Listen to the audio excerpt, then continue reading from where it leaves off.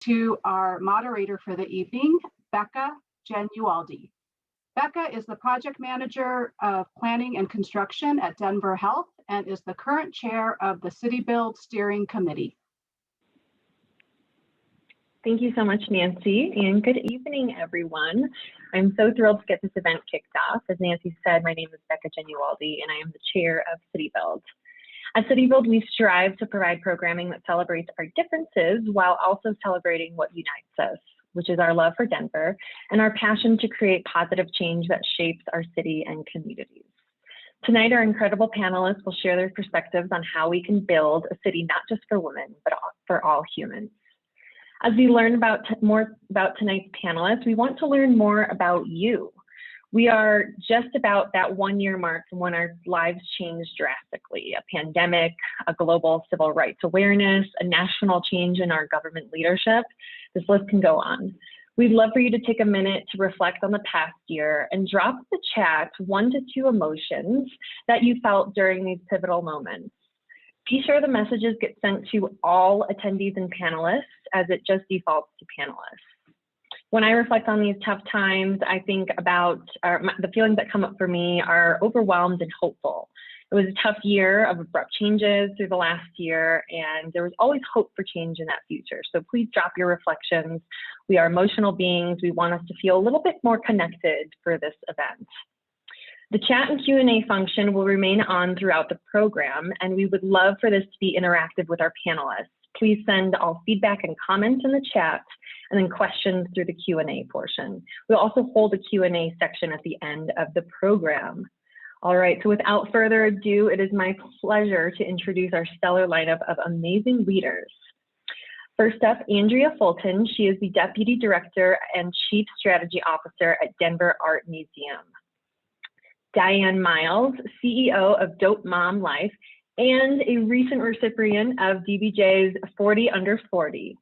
Simone Ross, CEO and founder of Simone D. Ross, LLC, and Tasha Jones, Chief Marketing Officer at Mile High United Way. Welcome, panelists. And I'm loving all of the comments that are coming on. All right, our panelists' cameras are now up and running. So I'm going to start off with just a quick introduction. If you could just tell us who you are, what has been your professional journey, and then provide 2 to 3 words that you would use to describe an inclusive city. Andrea, we'll start with you. Good evening, everybody. Thanks so much for being here. Again, I'm Andrea Fulton. I'm Deputy Director and Chief Strategy Officer at the Denver Art Museum. And I am really fortunate to have sort of grown up in that organization. And I walked in not knowing anything about art history. It was kind of a fluke that I even got a job there. It actually happened on the heels of a layoff. So you never know what's right around the corner. And over 20 years, I've sort of had this ongoing art education, and I've learned to use the fact that I was not in that industry to start with as an asset instead of a detriment, and bring a perspective that was different than what other folks had there. And in the meantime, I fell in love with it and the power of creativity and its ability to really give voice and change lives. So for me, an inclusive city is really about a place where people feel safe. They feel safe because they know that their needs have been considered. And it's a place where the people around the table understand that they represent more than just their own view, that they really need to take into account what's happening around them and with the people who aren't at the table. Thanks so much, Andrea. Up next, Diane, our 40 Under 40 recipient. Thank you. Diane Miles, CEO and founder of Dope Mom Life. Obviously, my identity is really wrapped up in being a mom, so I am a mom, and really I was a teen mom and built my career in HR. And now, almost 5 years ago, I decided to leave the corporate world, dealt with a lot of racism and a lot of biases in the workspace and decided to leave, and didn't know exactly what I wanted to do, but had always played in the video production world and had friends in television and film. And so I started Dope Mom Life as a mommy vlog, and I started a video production company and kind of merged the both of them with my love for community and my love for creating content. And it was like my little happy space that I found. And then the three words I would use to describe an inclusive city would be opportunities, resource, and access. Great, I love those words. Thanks so much, Diane. Simone. Hi, I am Simone D. Ross, and I am the CEO of, it's such a creative business name, Simone D. Ross Consulting. And so what I do is operational strategy consulting. But it's cool because I'm able to take the viewpoint of my over 15 years. I'll like give you some time to gasp and ooh and ah because I look so young. But I really take the experience from over 15 years in corporate. And I use that as I help companies nationwide operationalize anything. Inclusivity is always at the forefront of my work because that is actually the #1 barrier for the organizations that I work with for them having efficacious change in their organizations, or for the thing that they're trying to implement to actually be sticky. And so as a result of that, I really work to operationalize equity and inclusivity within the businesses that I serve as well, because we know that inclusive businesses are high performing and sustainable businesses. 3 words to describe an inclusive city. I am going to say intentional, deliberate, and intersectional. Love those words. We will touch on intersectionality in a bit. Thanks so much, Simone. And last but certainly not least, Tasha. Yes, Tasha L. Jones. I'll use my initial just like my friend Simone here. And I will say to you that I consider myself a connector and a collaborator.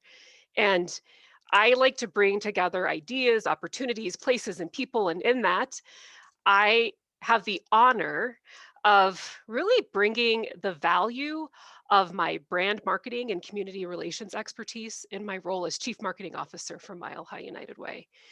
And when you think about my journey, like what got me here, it all started and continues to be about being highly inquisitive, always curious about how I can contribute and what story is there to be told. And I think that really lends itself to my humble beginnings, where I got my degree in journalism from Drake University, where I was so certain I would bring my love for the power of storytelling to becoming a broadcast journalist. But I eventually found my way to the advertising, marketing, and PR arena. And, you know, my journey went from working in ad agencies to eventually working for a small private museum and really helping them promote their European traveling tour of 150 paintings. And then I thought, wait, continuing to be inquisitive, like what do I want to do? How do I want to tell story? What's the best way to do that? Obviously through advertising and marketing and PR has been my joy. But I found an opportunity to jump into the corporate world, particularly in the real estate sector, and learning how to tell story and brand, the purity of brand when it comes to real estate. So I had experiences at Prologis, and I certainly experienced a great deal of career growth in my roles at Forest City and later Brookfield Properties. And so I just think that ultimately everything that stems in my journey, what I've learned most is in being inquisitive. It's inquisitive about what can I learn, how can I grow, and how can I be of value to my community. And to that end, I would say that the 2 to 3 words that I would share would be public-private partnership. And my reason for that framing, right? Public-private partnership, because I believe that all of us in this session are in the business of building community. We all care about what the future success of our city looks like. And as such, I think that a truly inclusive city looks like public-private partnerships, nonprofits coming together as a community in service to community. And so I think an inclusive city operating in that fashion is a true measurement for success. Love all of these words, a lot of action words, a lot of just understanding, safe, opportunity, and then the public-private partnerships just kind of ties everything together is really the action part. Well, thank you all, and welcome to our Real Talk Women in Business. We're going to dive right into the deep end. So our next question is around COVID and how women had 100% of the unemployment claims in December 2020, which shows that women took on a lot of the brunt of the pandemic hardships. What do you think we can do to ensure that we aren't failing women in this new normal? And I'm just going to go backwards, and Tasha, we'll start right with you. Unmute. I think that, this pandemic has presented this opportunity to get back to basics of what we value, what really matters. Certainly companies are looking at getting back to basics in terms of how to do less extremely well in order to navigate economic uncertainty. But I think when we look at women and getting back to the basics, I think it's remembering the humanity in all of this. And so in January, there was a report that said that in December, there were 140,000 jobs that were lost, right? So women lost 156,000 net and 16,000 men had a gain. So 100% of job losses in December of 2020 were women. That's concerning. And then when you think about a recent McKinsey report that said that 1 in 4 women have been considering either basically accepting a demotion, like downgrading their position, or leaving their job altogether because they're 3 times more likely to bear the brunt of the childcare responsibility. That's what's happening in this pandemic. And so when I think about, women faced with leaving the workforce because of childcare concerns, I think that what's needed is to look at how do we help women in that support around identifying childcare as being one of the most critical industries to our workforce.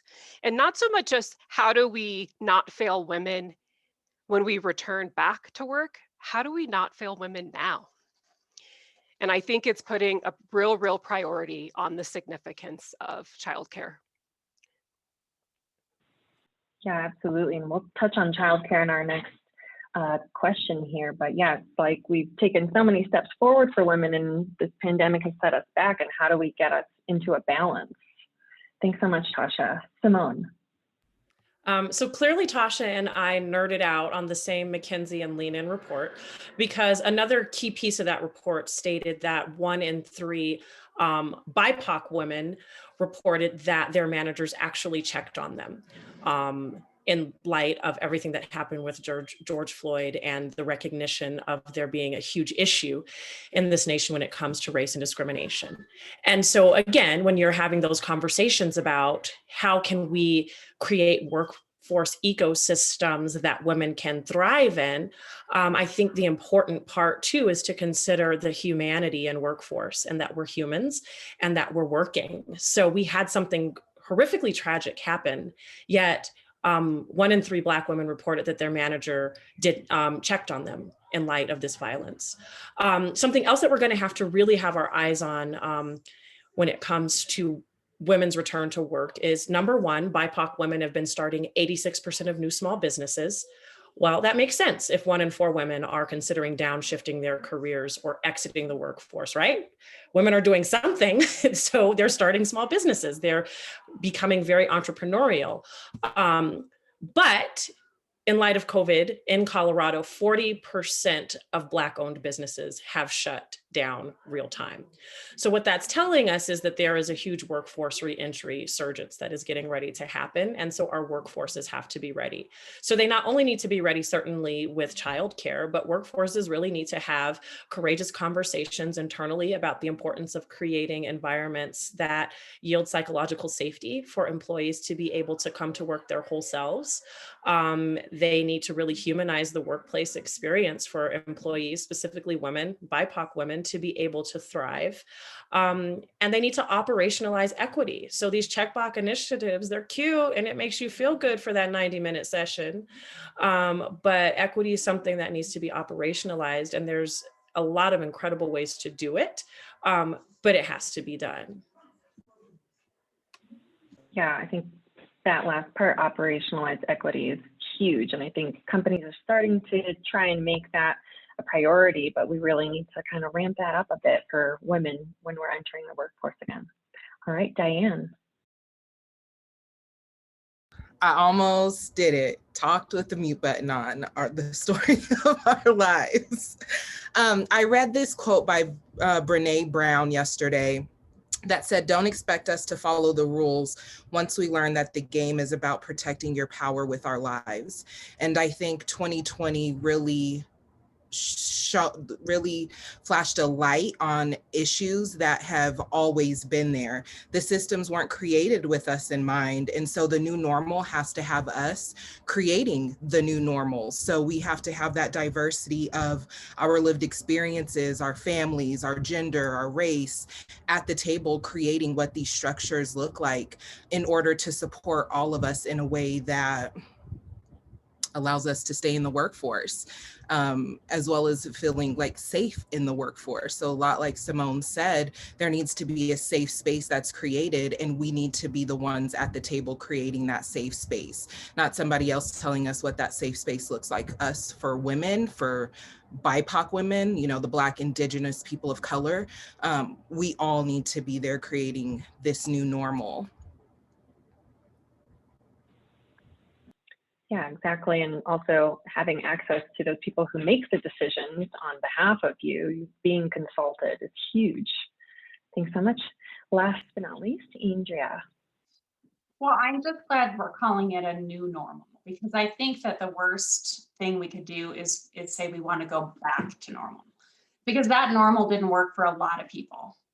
And so I think this is the opportunity to rethink, what does progress look like, right? How do we learn the lessons from what's happened and how everybody has had to endure and make it better? And I think there's a couple of key things. You know, one, of course, is that business and education have to get on the same page, you know, and that is about childcare, which I know we're going to talk about in a minute, but the school schedule and the work expectations are not congruent. And that was just so on view during this period of time when everybody was trying to do it all at once on camera. I think the other thing is that things like health benefits, work flexibility, those are things that are required for women to thrive in the workforce, because we have more than one job.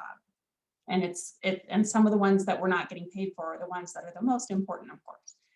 So to that end, I think these ideas of flexibility and how we configure benefits to support women and families are really important. And I think lastly, you know, women make less than men across the board, regardless of the education band. And so it's been clear when you see the rate of women dropping out of the workforce during the pandemic, obviously when you're making a financial decision for your family, and 9 times out of 10, that a male in the household is making more money than the woman, that's the choice you're going to make, right? So those were forced decisions in so many instances based on what's happening in our society that is around a lack of gender equity and pay. So that also is something that I think needs to be correlated here when you talk about women dropping out of the workforce.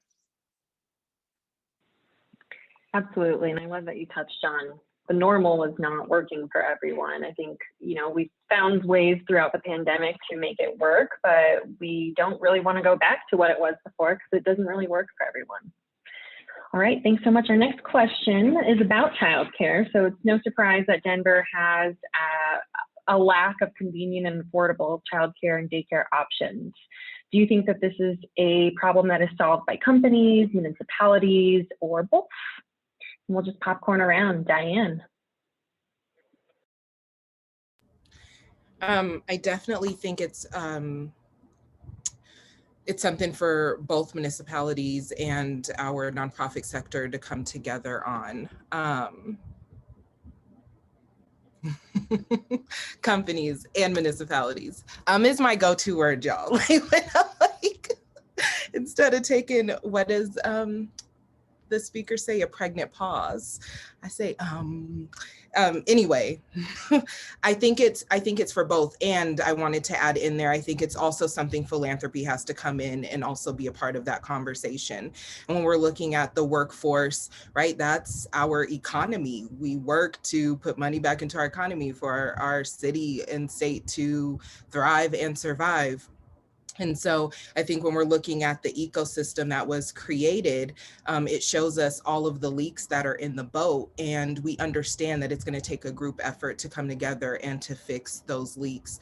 And especially when we're talking about affordable health, childcare, we know that the socioeconomic ladder, like we've seen exactly how that plays out, right? The upper class thrives, the middle class survives, and the lower class is left behind.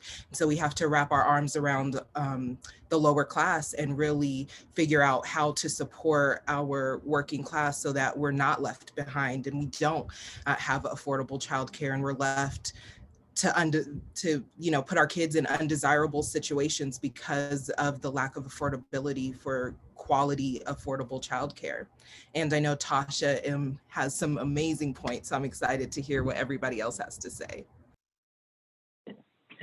Yes, Tasha, why don't we just roll right into you? I already know the word that you are going to use for this answer. Go ahead, Tasha. Now I'm nervous. What word is it? Diane, I think that was an excellent segue into what I do want to say, which, again, I think we've got to prioritize how critical childcare is to workforce. And, when you talk about, Diane, creating opportunity for all, that's the very essence of what Mile High United Way believes is how do we create economic opportunity for all. And in particular, when you're talking about Mile High United Way's United for Families initiative, it's doing just that, trying to focus on identifying the high needs in communities around childcare, ensuring that all communities can have that access available to them and have the quality early childhood education that they need. And so I would say one example, right, we're talking about how can we engage in community, how can public-private partnerships listen to what communities need. So the listening is when we go into communities, we want to know from the community leaders, what the needs are. And again, that notion, how can we be of service? As business leaders, as companies, as public-private partnership consortium, like we can't go into communities and say, this is what we've studied. This is what our research, this is what Forbes said, so this is what you should do. Instead, our approach is going into communities like Globeville, Elaria, Swansea, and trying to understand what would serve this community well. And those community leaders said, we're in a childcare desert. We need the resources to provide our young people with childcare. And so one might say, okay, well, we'll just build you this childcare center. And they're like, no, that's not what we need, though. We need it to be mobile. And so in partnership with the community leaders in this particular neighborhood and with our partners at Rome, Mile High United Way was able to work with the leaders in Globeville, Elaria, Swansea, and present a mobile preschool, which was the first of its kind in the city of Denver. But I'm talking about that action, that active listening to understand what do you need, how can we help you get that need? And then that philanthropic support from our amazing partners who say, we believe in providing communities with what they say they need, so how can we help you?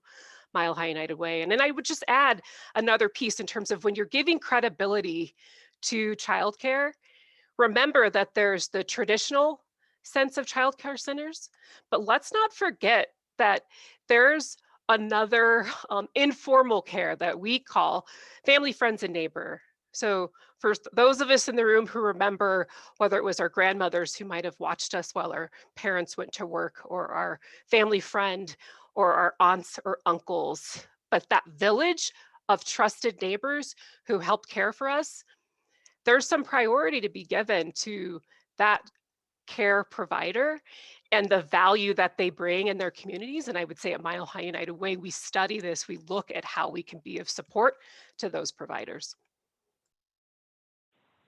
Thanks, Tasha. I love that idea of this mobile preschool. That is exactly an example of making sure that you're consulting the ones that you are trying to help. And the word that I was thinking of is actually words, public-private partnerships, which I know you touched on a lot. So thanks so much.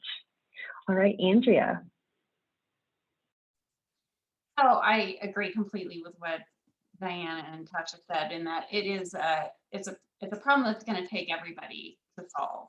I think business has a big role to play actually in this, because this sort of reminds me of, how oftentimes in the workforce, there's this sort of wish to pretend that people showed up to work and there was no other part of their lives, right? Like, we're not going to talk about you having a family, or we're not going to talk about you taking care of your sick mother, or we're not going to talk about these things. You're just like here to work and that's what you do. And I feel like that is just not how it works anymore. And so if companies want employees who can show up and give their best and be totally committed to the work they're doing and thrive in that environment, there is an obligation to also pay attention to what's going on in the rest of their lives and help provide sort of support and solutions for those things. And you're going to have healthier people and you're going to have a better business. So I'm really excited about the opportunity for business to think more holistically about the life cycle of their employees, which includes their families, and come up with some ideas around how that might happen. I mean, I remember just a quick story, and I'm going to pass it to Simone because I know she's so well versed in this information. But when I was lucky enough to be having my first baby, and I hadn't even had this baby yet, and I was like, oh, I'm on it. I'm going to go find out about preschool. There's a daycare right next to my office. It's going to be so easy. It's going to be so great. And I went over there and I said, yeah, I want to talk about sending my kid here, when they're little, like 3 months old, when I was going to go back to work. And they said, oh, we have an 18-month waiting list for 3-month-old. And I'm doing the math and I'm like, it means there are people on this list who aren't pregnant. Like, wow, like I'm a planner, and it never occurred to me that is how far in advance. And so this huge gap in the ability to find childcare, let alone affordable childcare, which is really the problem that we need to resolve. This totally caught me off guard. I was so unaware, and I now, as an employer and someone who makes decisions, I am so grateful that I have that awareness, because there are a lot of people that I think still don't. Great, thanks so much, Andrea. That is kind of wild that you would have had to get on a waiting list with not even yet being pregnant. So wow, great perspective. All right, and last but not least, Simone.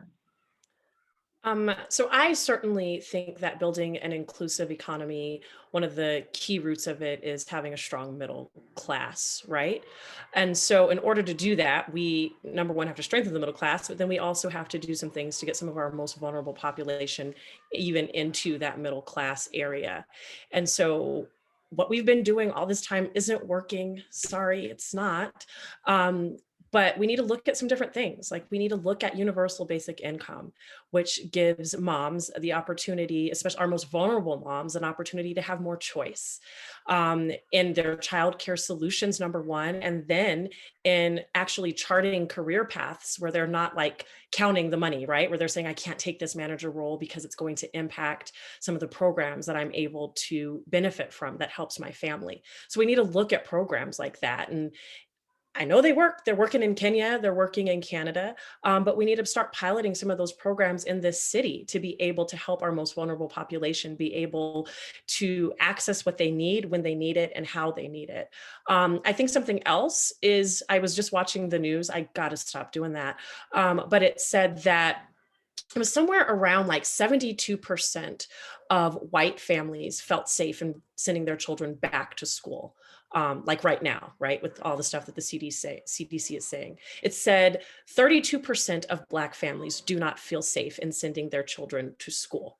This is simply talking about trust, right? This is talking about saying, I trust that this school is going to encourage my child to wash their hands, is going to treat my kid the same as their peer is treated in the school environment. This is saying that these families are giving school systems a vote of no confidence because they don't think that their child is going to be treated equitably, therefore kept safe and healthy, therefore kept alive as they return to school from COVID. So then the other piece of that too is these families are saying, I don't think my kids are even safe because racial tension is at an all-time high. And I don't think that they're going to be safe in their school environment. So we also have to have very real conversations about that in helping educators and care teams, even in private daycare, develop some cultural competency skills so that they can react, so that they can relate to families, and that there's tools put in place so families do feel safe, even sending their kids back to school in times like these. So we've definitely got to try things that we've never ever tried before. I love what Tasha said. One of the key questions that I ask when I'm working with clients within intersectional decision making is what voices should be at this table. And I love that United Way has asked that. And oftentimes when we're problem solving, we have these amazing solutions that sometimes do more harm than good because we haven't even done the base and said, well, who should be a part of this solution, and even beta testing it or crowd testing it. And so those things are important when we solve, especially the issue of childcare. Thanks, Simone. Those statistics are really eye-opening. You think that with the racial awareness that has been up, there would be a different, not a backlash and not tension. So thanks for that perspective. Sounds like our businesses and our government has a lot of work to do. So thank you all so much for your answers to that question. Our next question is on intersectionality. And so intersectionality theory explains how combined impacts of race, gender, class, and other societal systems define an individual's experience. How do you identify with intersectionality, and how has it impacted your career? And then furthermore, how has it influenced how you lead? We'll start with Tasha. Well, I would just open by saying that, I identify myself as a Black woman who is married, who has been blessed, privileged to be of means because I'm college educated and I've been able to navigate a career that has given me opportunities to thrive. And while some of those intersections might permit me to experience certain aspects of privilege, at the end of the day, I am showing up in every scenario with my lived experience as a Black woman. And so kind of touching on what you heard Diane open with, right? Like, this has impacted my career in ways in terms of navigating racial and implicit bias. It's been rising above instances of microaggression and, quite frankly, sometimes just suppressing it and holding my head up high. But when I think of how this has influenced the way that I lead, it most certainly has influenced the way I lead with empathy, seeking to just to understand people for who they are and where they're coming from. I want to know the story of the people that I lead. And I don't mean just like the backstory in the opening. I want to know, like, how are you showing up each day and how can I support you? I'm advocating for the folks that I lead and their personal and professional aspirations. And I just want them to feel like they can show up as their whole self. Because I don't want people feeling like they have to show up in any homogenous fashion, because at the end of the day, we're not showing up in a monolithic way. We're bringing complexities every day when we show up. And I believe that for me, in the way I lead, I place value on those diverse perspectives and value on the intersectionality of what the teams I lead, what they bring to the table. Thank you. I love that question. How are you showing up and how can I support you? It's very powerful. Thanks. Simone, we'll come back to you.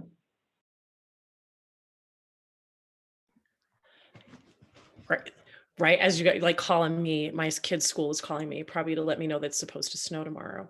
Um, so I love leading and advising from a lens of intersectionality. I think Kimberly R. Crenshaw did a phenomenal job in even coining the term and recognizing that the feminist movement didn't represent Black women. We were left out of that. And so it's really understanding that there are a variety of things that make up your intersections. It can be your racial identity. It can be ability. It can be socioeconomic status. It can be a variety of things. And at the points that these areas intersect, it sometimes provides privilege and sometimes it yields oppression. For me, my intersections are Black woman. And then if you dig a little bit deeper, I grew up with a single parent household. I'm a first generation college educated person. And so it certainly informs my lens and the way I show up in that, I'm super gritty. I'm very solutions oriented, super resilient. And I'm gonna find a solution to pretty much anything. The interesting thing is that I found in the Colorado economy of work is that homogeneity is welcomed and adored. And so that's one of the reasons I'm in the 50%. 50% of Black women are considering leaving their jobs or have left their jobs. And it's because I found that that homogeneity is viewed as an asset as opposed to intersectionality being viewed as an asset. And if in fact Colorado is going to be an inclusive place to live, work, and play, we have to understand what intersectionality is, and we have to understand that it is an asset. And so within my leadership now, I use it. I developed a tool for the clients that I'm consulting with. It's actually a decision matrix that we go through when we're operationalizing whatever it is. So, let's say you want to roll out a website or a portal. Well, we want to think about intersectionality, right? Does it need to be closed captioned? How are we going to access it? Well, what do the words say? Like, is it something that sounds really harsh? Is it, oh, okay, it sounds like maybe this is a frat house. Well, who is that going to create a barrier to? What do these words mean to me?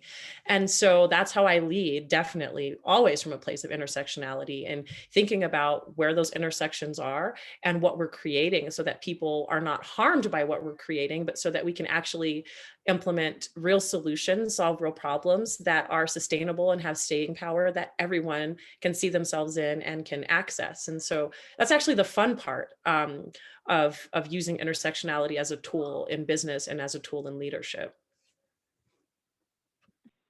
I love that perspective of using it as a tool instead of using it as, or viewing it as something that maybe is oppressive. Thanks so much. All right, Diane.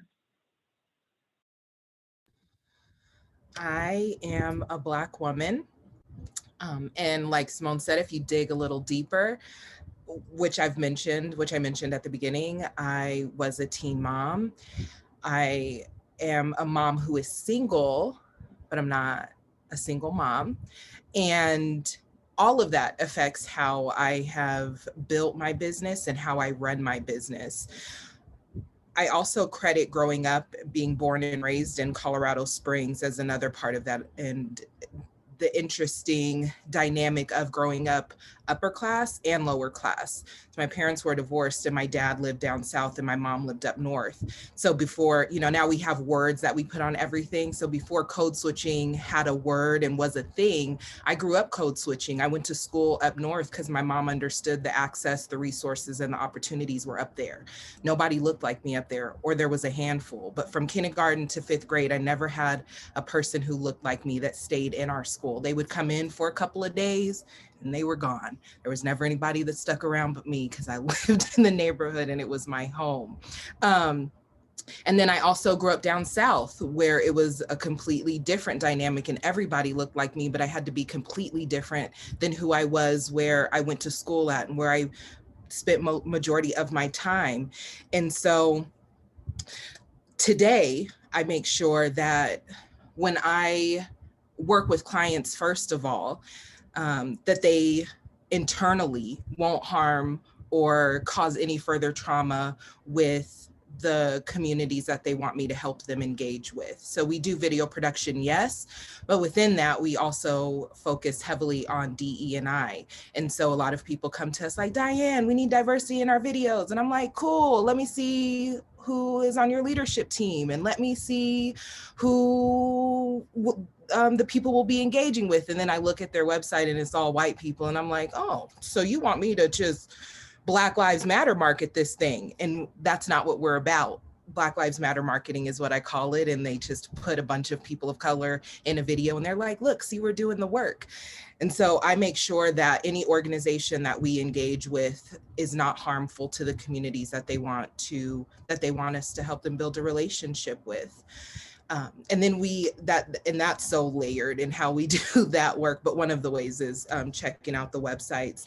And then a lot like Simone said, when working with clients and with bringing on staff members, I'm hiring folks now, y'all. We are growing up in this entrepreneurship world.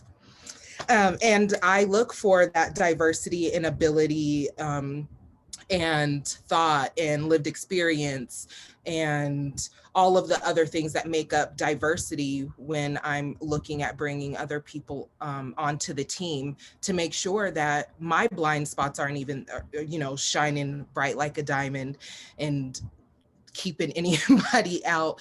But like we have a broad group of people who work with us. So I have ingrained it in how we hire and in how we deal with our team members.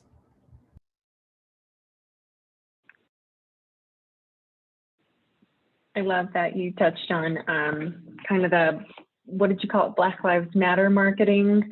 I think, you kind of see a lot of that, and Tasha put up a great article that she wrote. If you have a chance, check it out on LinkedIn. It's about how you should try to behave inclusive instead of just appear inclusive, which is huge. So thanks so much, Diane. All right, and Andrea.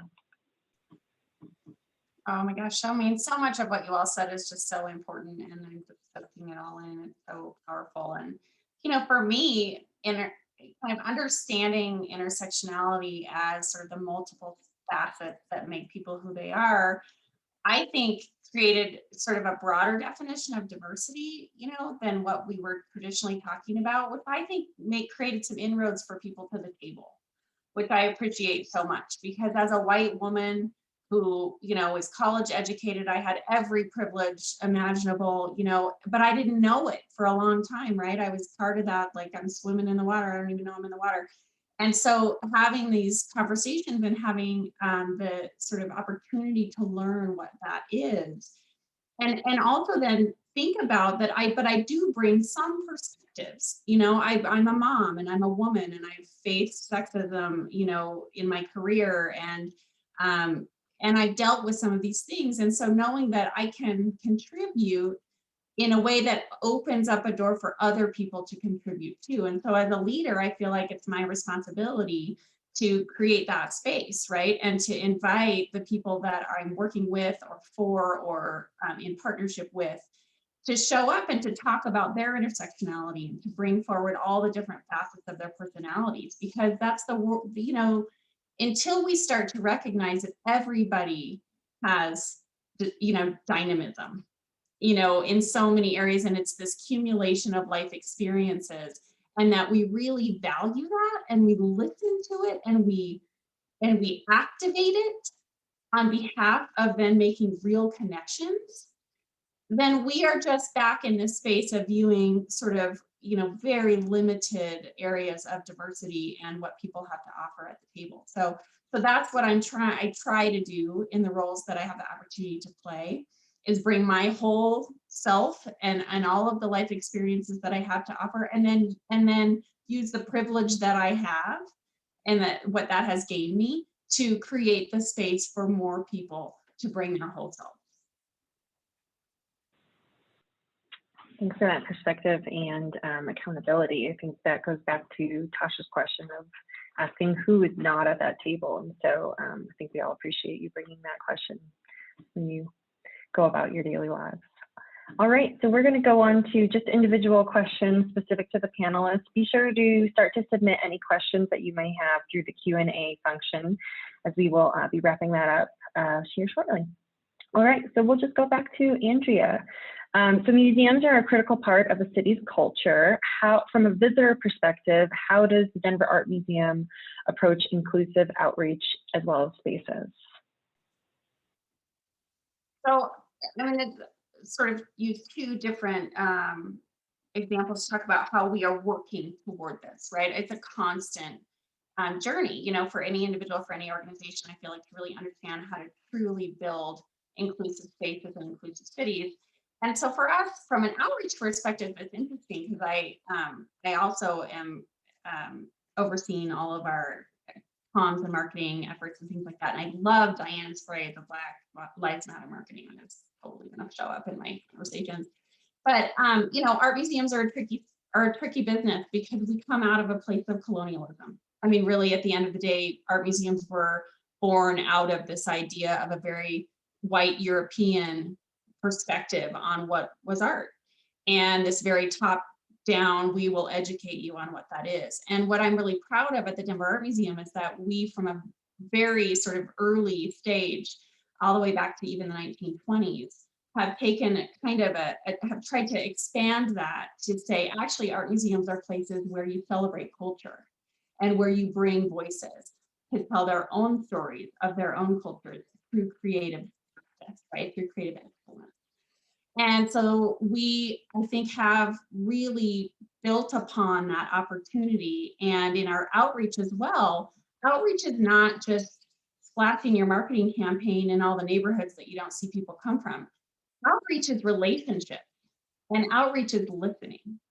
And so we have worked really hard to try to build relationships with the people and the organizations and the communities who aren't being served by us, and try to understand, what does relevance mean for them? You know, what is it that we have? What are our assets that can be useful to what they want and what's relevant to their lives? And so it's a constant learning for us, and we have a long way to go still, but I'm really proud of the fact that it's not like that. It's not just appearing to be inclusive, but really, really deeply wanting that at our institution. And then the only other example I want to give is in that opportunity that we have to tell cultural stories.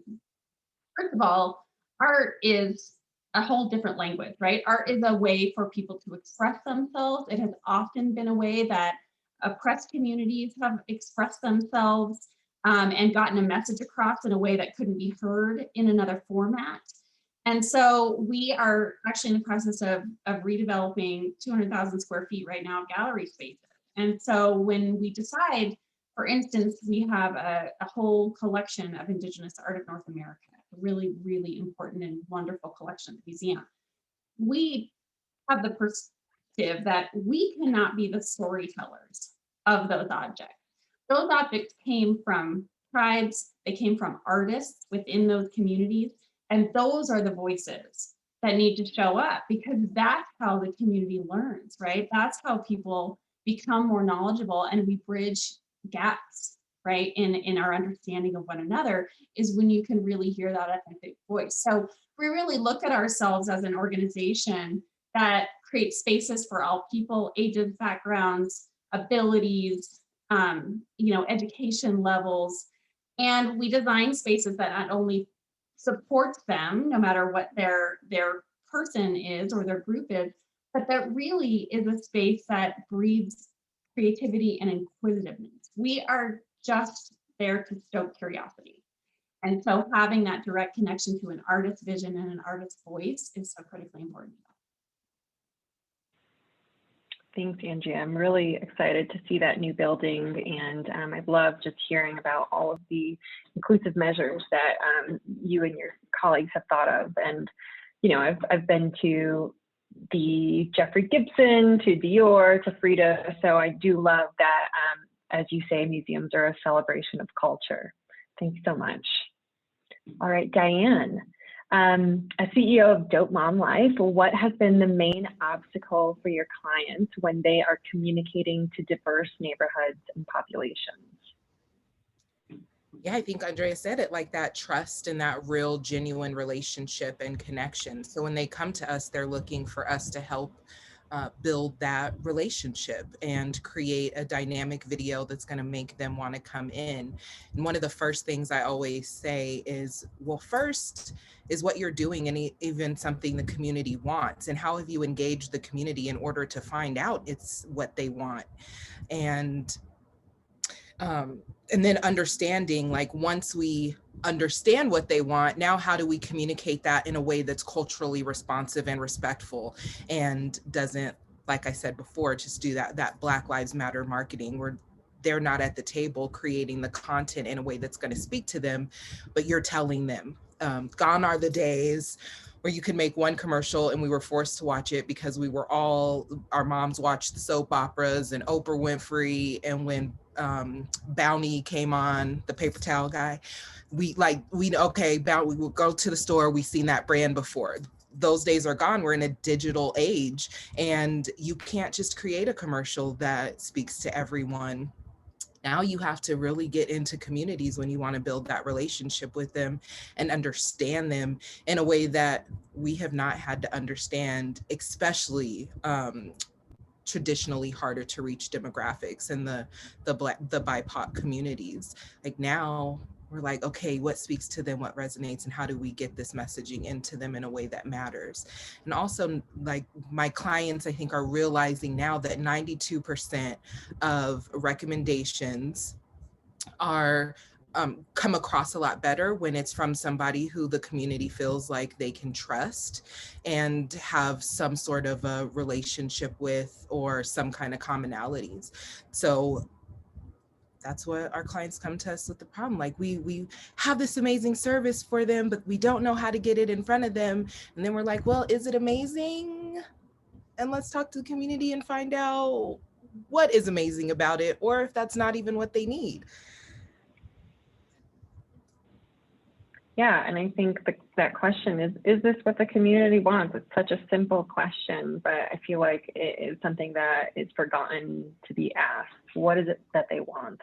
They just want to be consulted. Yeah. Thanks so much, Diane. All right, Simone. So with your background as a consultant, you have worked with many teams across different industries. Have you found a recipe for getting it right when it comes to diversity, equity, inclusion, and belonging? I think the key ingredient to getting it right is doing it authentically. So I kind of said earlier that checkbox initiatives, they're out. Just like the kids are telling you your side part is out and your skinny jeans and the use of the laughing emoji. Checkbox initiatives are out. And it really has to be authentic implementation of an equity plan that is operationalized throughout your organization. And so, yes, education certainly holds its place, and it is ongoing and it's evolving. But it has to be something, when we're going through implementation, it has to be authentic to the organization's brand. It has to be authentic to their mission, and it has to be authentic to what they define their culture to be. And it has to be something that leadership adopts. For me, I really, I'm not going to say I only work with C-suite leaders, but my sweet spot is working at the C-suite level, because I need them to be the ones that are creating change. And so I tell the CEOs that I work with, you, yes, are the chief executive officer, but you are also the chief equity officer. And so you need to wear that hat every single day. And when you're making decisions and running your company, you need to say, well, okay, I know what the CEO would do, but what would the chief equity officer do in my company? And so you need to apply that to making decisions. And so it has to be operationalized, period.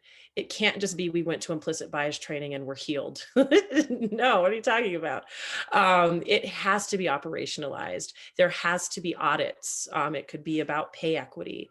There have to be audits of your job descriptions. There have to be things that we're operationalizing. There needs to be a policy. There needs to be a workforce equity policy that is in your HR handbook and that we're all signing. Just as we do conflict of interest policies, it needs to be I ain't coming to work racist today because it's against the rules, y'all. And so we have to do those things to operationalize equity. Yeah, I think, you know, that accountability portion is huge, and operationalizing it. I mean, how many companies even have a chief equity officer? It kind of starts from right there. You need to kind of lead by example. Thanks, Simone. Tasha, you were huge in the redevelopment of Central Park neighborhood, formerly Stapleton. Mhm. How did you bring and implement DEIB initiatives to create this neighborhood's identity? And from your perspective, were there any surprising outcomes of the renaming of the neighborhood? Sure. I'll start by answering that question and framing it up in terms of listening, and then who is at the table, and then also like voice in terms of honoring voice, respecting voice in that process. And so for those who are on the call who may not know the history, like this is real talk.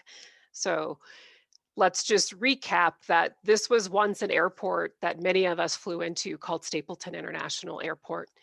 And it was named Stapleton International Airport after a former mayor who was in office in the 20s. And it was Mayor Ben Stapleton. And what communities would reveal is that Mayor Ben Stapleton was a card-carrying Klansman. He was of the Klan.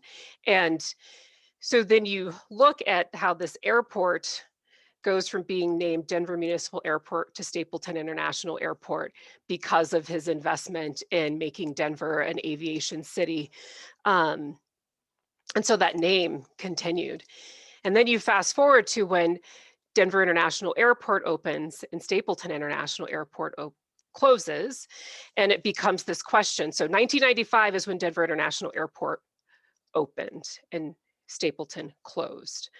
And so when you think back to that time, I'm giving that for context of how long this journey has been. And so then you think about, like, in 95, what to do with that 7.5 square miles of real estate.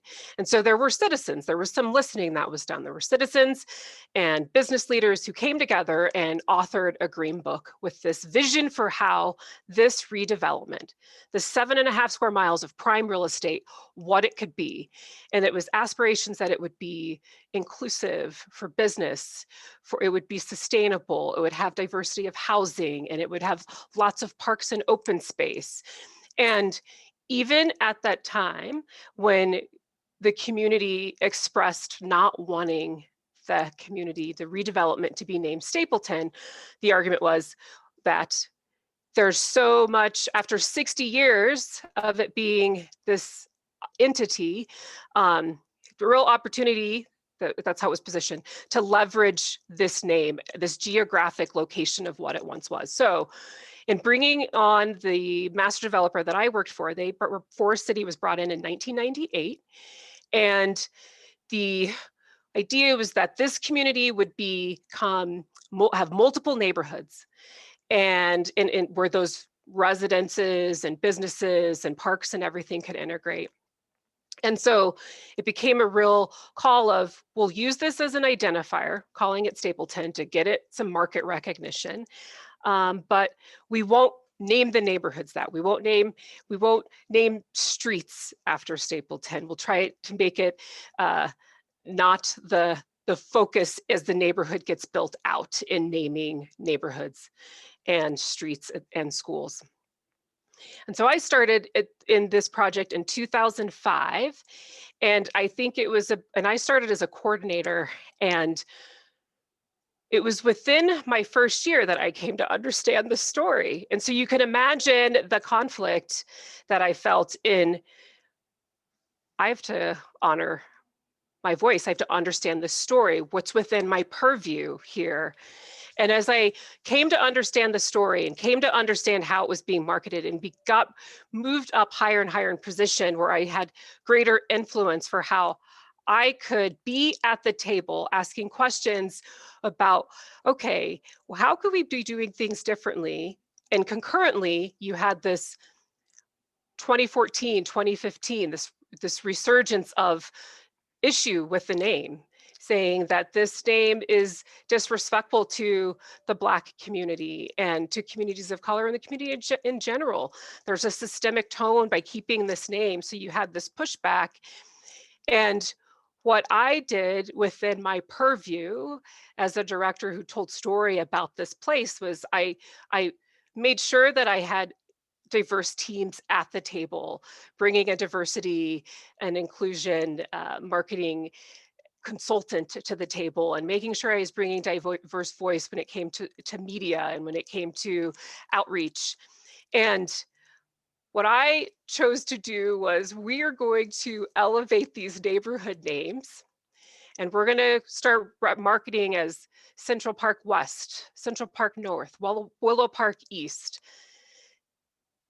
so on and so forth, North End, Beeler Park. And so one of the things that I really pushed was, let's figure out how we tell this message in a way where we can be respectful as we're continuing to market this place according to the Green Book. I can't control how the community gets named, but I can control how we as the developer talk about the community. And so we started doing things where we would change out calling it its zip code, Denver's 80238. Come visit North End neighborhood at Denver's 80238. And then what you had happened was, in June of 2019, the community took it to a vote because there was a process, right? There was a lot of building concern. The community was gathering, honoring their voice, saying, we don't want your community to be named this. And some were saying, we don't want our community. I live here. I don't want my community to be named this any longer. We want to change it.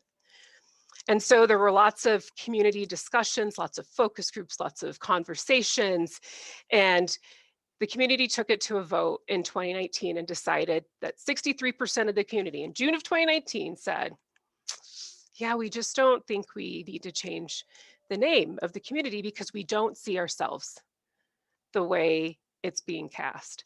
So then you fast forward. So that everyone just like, that's it, we're not changing the name. So then the 12 months from that point, just, the cadence. And then we all know what happened almost exactly a year later. Such a painful and egregious, awakening for everyone across the world, where people of color had been saying, like, no, this has been going all along, but suddenly there was this awakening because this awareness happened where everyone was suddenly connecting the dots by what communities of color meant by systemic racism, what they meant by structures, what they meant by these symbols and representation that felt oppressive. And so what happened was the community ended up not taking it to a vote in 2020 in terms of, do we need to change the name, do we not? The community chose the right side of history, I would say. The community chose, we do indeed need to change the name, and we will. Unanimous, like, we get it. And then they took to a vote of what it could be named. And so the community elected to name itself after the crown jewel, the 80-acre crown jewel in the community, that is Central Park. When asked how I feel about the name, I guess the name Central Park in particular, I think that my response is, like, my sentiment of how I feel, it's painful to know how long it took and what it took to get a community to agree that this place can and should be named something different. So just the amount of time it took, that was tough. But I'm glad that the community chose the right side of history, and I commend all of the residents who were on board with that change. Because it's like Simone and Diane and Andrea are saying, like, we can't do what we did before. We can't just be blind and turn a blind eye and just like, oh, I'm just going to live in my privilege here. I'm just going to do enough of post-racial representation or the Black Lives Matter marketing. No. We have to hear each other, hear community when they say that they don't feel represented or they don't feel heard. employees in your companies of color who are bringing that diverse perspective, please, I hope that they're not the only, but I'm telling you, I will say to the ones who are the only, honor your voice, speak your truth, and make sure you're heard. And I would say to those companies, listen, that's valuable insight, valuable insight. And so thank you for asking the question, Becca. Yeah, of course. Thank you so much for that timeline, for sharing how you felt. And yeah, it's surprising how long it did take. I had been following, even in like 2017, the votes and everything, and the equity project, trying to help get the name change. And it's surprising that it took what it took in order for it to actually happen. So thank you so much for sharing how you felt and your vulnerability. Okay, I do want to get to some questions. We have a few minutes left. There were two questions that were pretty similar to each other. What is Denver doing well in terms of DEI and belonging? And then what are other cities doing differently that we could bring to Denver, and, you know, opportunities and things that Denver faces, obstacles that we're facing? Does anybody want to take on this question first, or do you want me to just pick on you? Can you reread the question, Becca? I was just trying to track it. Sure. There was kind of two questions that I'm combining together. So Jake Cohen asked, what is a key obstacle that Denver faces when building a more inclusive city? And then another person submitted, what is Denver doing well, and maybe what are other cities doing that we could bring? I'll kind of type that into the chat so you can maybe. I think Tasha just actually teed up the first question, which is like, what is one of the biggest obstacles? Is just fear of relinquishing the supremacy culture that we know and live in, and that we've come accustomed to. I mean, the prime example, like she kind of outlined with Central Park, is, you know, as early as 2019, people didn't want to relinquish that name because they were holding on to the comfort of supremacy culture. And that's the biggest thing, right? Is that the fear of loss, or even the fear of having to confront a dark and ugly history and what that dredges up. I mean, that was the whole reason why it took so long. And the catalyst, just think about this, the catalyst for dismantling supremacy culture in the context of that example was 8 minutes and 46 seconds of watching the life leak out of a man's body.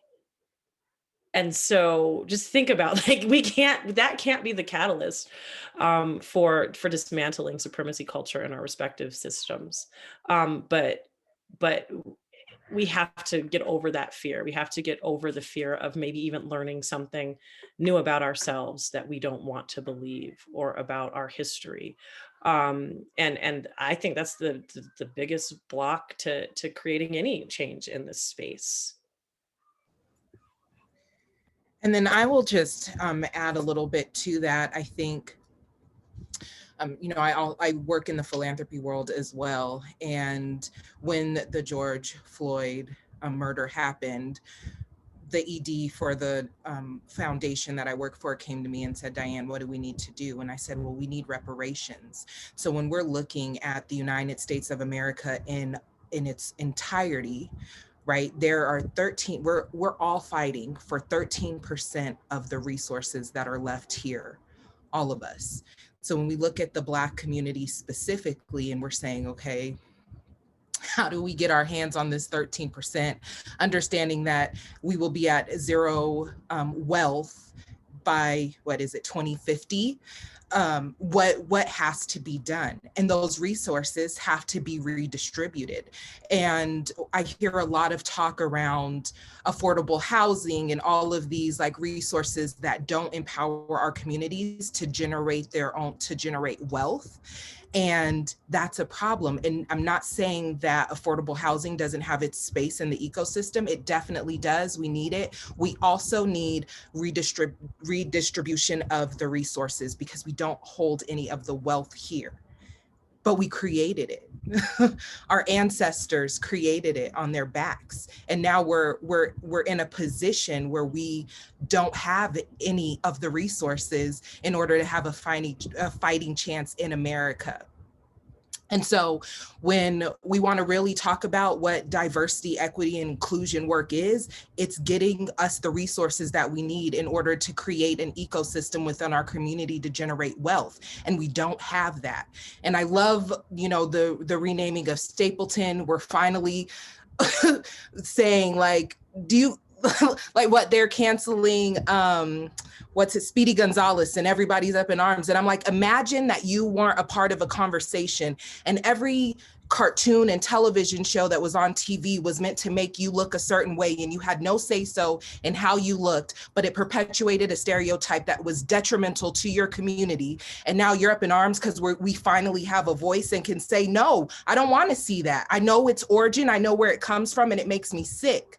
But we really need to get to the heart of the problem, the root of the problem, and that is the resources that we have. I love all the DE&I work, and I love all the DE&I conversation, but let's really talk about what our communities need, and we need the resources, and we need the ecosystem for us to generate wealth within our communities so our children aren't left without anything. I feel that, Diane. I'm sorry. I'm sorry, Becca. No, go ahead. I just felt that. No, and so I felt it so much that I felt led to like unmute my mic before you called on me. So I apologize. But so Becca, may I? Go ahead. Yeah. Okay. Just Diane, I feel that. And I would say that I think one of the things that I see our city doing really well is that there is this collection of businesses and nonprofits and leaders who are saying they're ready to do this work. I think our state probably has, which Simone and Diane, you tell me, like some of the most work around DEI happening in these past probably 8 to 10 months. And so I like that there's an appetite for it. I think an obstacle will be, but does everyone fully understand what it takes to do the work in terms of the dismantling that has to happen, the relinquishing of some privilege and the redistribution of some of that privilege in terms of opportunity, in terms of promotion ability, in terms of a voice being heard. And I just think that we're in a great position in terms of people are at the ready to hear the voice. The obstacle I see is everyone ready to enact on once the voices have been heard? Yes, Thank you so much, Tasha. Oh, sorry. Like we done took over the bowl. We done took over the panel. I love that we're all hopeful and that we all are inspired and ready to do the work. But I think that there has been so many conversations around what needs to be done. We know what needs to be done. I don't think there's another study that we can do that's going to tell us anything different. Now it's time for everybody that's saying that they want this work to happen to make it happen. And that's the real work that we need to do. Now it's about making it happen. It's not continuing the conversations or creating another DE&I council and bringing in voices. We know the work that needs to be done. Do the work that needs to be done. We see it's the prime time for us not to be silent and not to be complacent with not getting what our communities deserve. We deserve it. It's our right. And now we have to hold people accountable in a way that we never have. And I can't sit around and be silent and allow anybody's privilege or egos to be at the downfall of my people when we know what needs to be done. Just do the work. We don't need to have any more conversations about it. We need to make a plan and act on that plan. Yeah, and I do love the point that you said, you said the redistribution of wealth. Well, that insinuates that somebody already has the wealth, and we really need to make sure that everybody is having those accesses, having those resources available to them, and like you said, doing the work.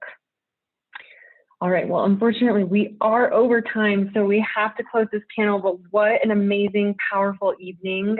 Building a city for everyone is important work. We are so thankful for all of you panelists. Thank you so much. If anybody wants to drop any emotions that they have been feeling during this panel, please share that with us as we just close out our evening. On behalf of our Real Talk Planning Committee, thank you all to the team for all of your hard work.